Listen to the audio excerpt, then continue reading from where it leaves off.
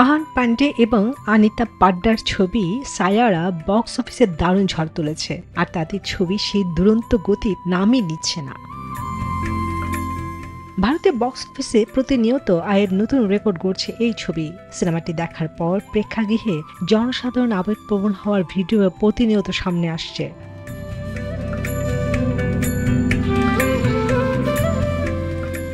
Housefull 5, red 2 এবং সিতারা জামিন পার্কে ছাড়িয়ে গেছে।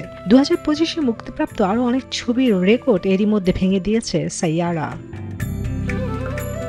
একঘেয়ে ট্রমা মাখানো রোমান্সের ফ্রেম ভেঙে নতুন আলো নিয়ে হাজির হয়েছে সাইয়ারা। মোহিত সুরির পরিচালনায় আনিত পাড্ডার অভিনীত এই ছবি যেন এক দীর্ঘশ্বাস ফেলার মতো শান্তি এনে দেয়।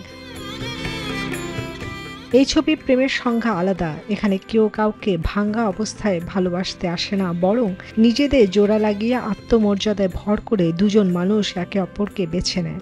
সাইয়ারা প্রেমের নামে হিংসা, নিয়ন্ত্রণ বা আবেগের নাটক দেখায় না। এখানে প্রেম আসে সম্মান, দূরত্ব এবং ব্যক্তিগত পরিপক্কতার মাধ্যমে। রোমান্টিক ড্রামা মুভি যার জন্য এতদিন দর্শকরা অপেক্ষা করছিলেন। চ্যানেলটি সাবস্ক্রাইব করুন।